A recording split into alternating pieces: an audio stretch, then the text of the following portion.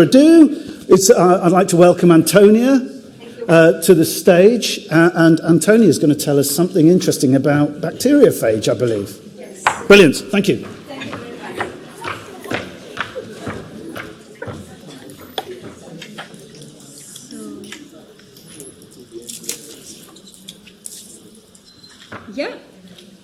Yeah, I hope you can all hear me. Thank you very much for inviting me here. It's really nice to see such a great community of people doing different things, but all of us, we have a common goal, which is antimicrobial resistance. So today I'm going to discuss with you about our work on phages. We work with phages and we try to establish phage therapy in the UK. Luckily for us, even though up to now phage therapy was not the main way to go towards treating infections, lately in the UK, the government is on our side, and now compassionate therapy is approved, and slowly I'm hoping, and by proving results, scientific results, of how exactly phages are working, what exactly phages are doing inside human cells, and how do they find the bacteria inside human cells, I'm really hoping we will give some extra boost to this process. So just to start, this is just some human cells, urinary bladder cells. The blue is the nucleus and the red are the bacteria. And what we are trying to do, we use loads of microscopy, and we're trying to see how phages enter human cells, how they interact, and how they find bacteria inside human cells. I guess most of you know what phages are, right? So phages or bacteriophages are viruses that have great specificity to the bacterial host. And they consist of the capsid head, and inside the capsid head you will find the DNA or RNA, single-stranded or double-stranded. And then the collar, the seed, the base plate, the spikes, and the tail fibers. And the tail fibers are particularly important because via the tail fibers, the phages are able to attach on the surface of the host bacteria. So the tail fibers are giving this specificity between phages and the host bacteria. And of course, they inject their DNA and they multiply. And in my lab, I started my career combining different fields. So I did my PhD more in human cell biology and microscopy. But then I did a postdoc in synthetic biology. So in my lab, what we're trying to do is to genetically modify phages to make them better and more optimized so that they can be used for a variety of applications. And genetically modified phages can be used for industrial applications. For example, you might have heard about phage display and how this is applied in pharmaceutical industry. Therapeutic applications, that is the phage therapy. And then biocontrol that relates to, for example, food industry, where phages are used in like cheese industry for salmonella, to control salmonella. And veterinary applications, it's a bit easier to apply phages to control infections in animals because, as you understand, the regulatory form on animals is a bit more flexible compared to when it comes to humans. And biodetection, consider that since phages can be easily genetically modified, we can add to those LuxAB, luminescence, or fluorescence, and we can use them to detect infection in the presence of a sample. And this is something that we are also trying to do in my lab. But today I will focus more on work that we do in understanding the cellular and molecular mechanisms of phage therapy. And of course, phage therapy is the use of phages for therapeutic purposes, so to treat bacterial infections. And wherever the host is, the phage is. So in principle, phages can treat every bacterial infection that exists. The tricky part now is that some phages require longer time to propagate, and they are difficult to handle and difficult to isolate. But in principle, phage therapy can be used when nothing else is working.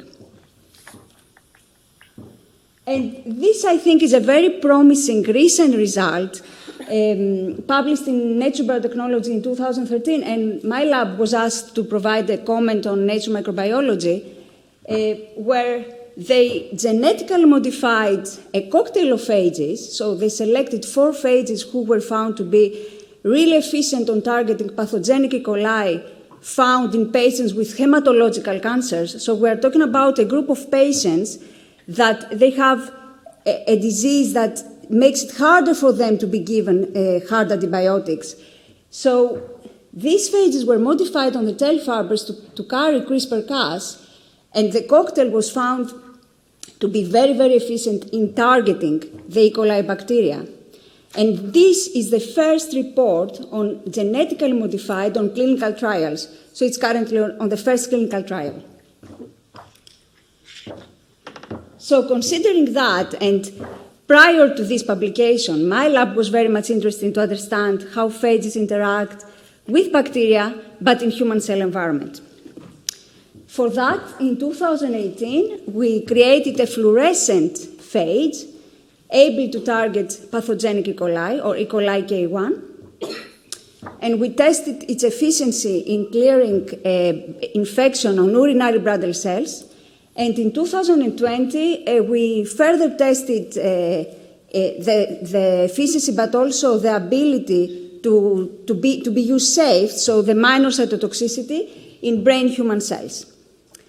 In both cases, upon creating a fluorescent phage, for fun, when I was in the lab, I incubated my phage with human cells.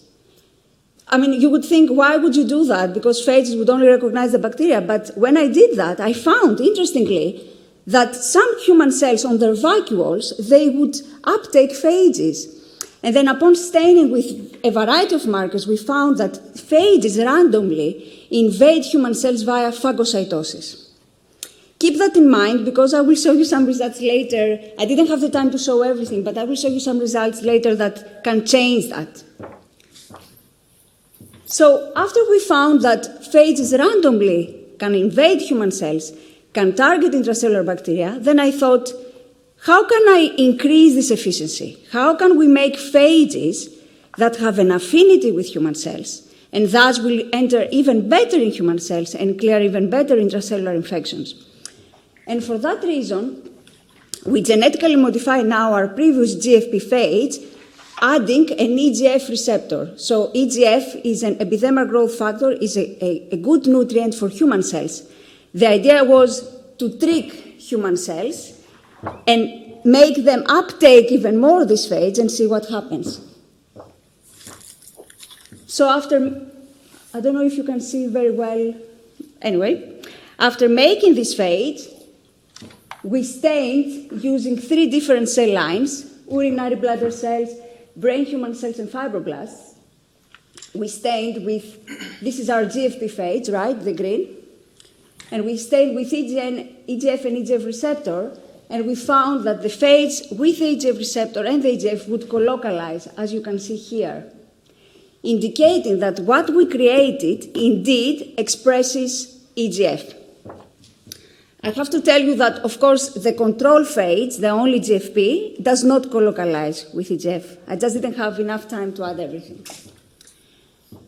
And then importantly, we wanted to see, is now this phage that expresses EGF more able to enter human cells compared to the normal phage, the only GFP? And for that, again, we tested a variety of human cell lines.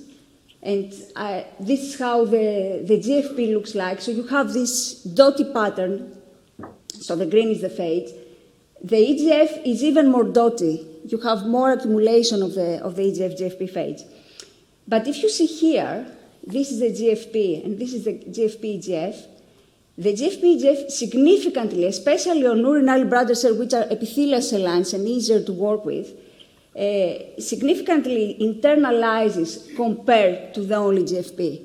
So indeed, we created something that has the ability to enter human cells and have a higher affinity with human cells compared to the normal conditions of the wild type. And then, of course, the most important question is, can this phage now clear intracellular infection? Can this phage find intracellular bacteria and kill them? As we have published previously, we could see that that happens randomly, mainly because maybe you know that bacteria enter human cells via phagocytosis as well, and because the phage does the same, if the phage, the vacuole of the phage and the vacuole of the bacteria find each other, the phage will definitely target the bacteria. So we have seen that in the past. But now, with this new phage, this is only the E. coli bacteria, the E. coli K1, the V36, and this is with the K1FGFP, and this is the K1FGFP EGF. So you see that the GFP EGF is much better in clearing bacteria compared to the only GFP phage. So our work is accomplished. We managed to do what we wanted in that aspect. So now, by looking at the pattern when we did microscopy, we saw that this phage with an EGF is very, very dotty. And then we looked back at the literature and we found that, of course, it resembles with the EGF staining and the epidermal growth factor, but also it resembles with endosomal staining. So we thought, could it be now that the cellular trafficking of this phage changes? We previously tested, as I told you, a variety of markers, and we found that our phage is only entering human cell via phagocytosis, so does not activate the endocytic pathway. But it seems that now that we have added the EGF, that potentially has changed. So we went back to all our markers of the endocytic pathway, starting from early endosomal marker, EEA1, and then, of course, lysosomal markers, RAP7, catepsin, and then autophagic markers, galectinate and NDP52.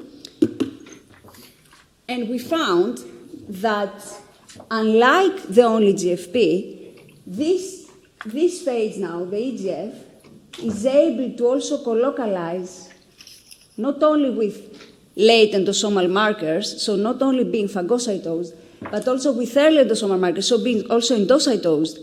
So the trafficking of this phage now is different because this phage is now recognized by human cells and is endocytosed and then follows the rest of the pathway. And we further quantified that with different markers, early endosomal, the phagosomal markers, autophagy markers. And if you see, compared to the only GFP, the GFP EGF increasingly is uptaken via endocytosis and a bit less via phagocytosis, but importantly, it can subvert direct phagocytosis. So now it has now another mechanism of being uptaken via human cells, and potentially that's the reason why we see more of it and also more efficient of it in killing intracellular bacteria. So what we did overall here is that we genetically modified the phage to express GFP and EGF.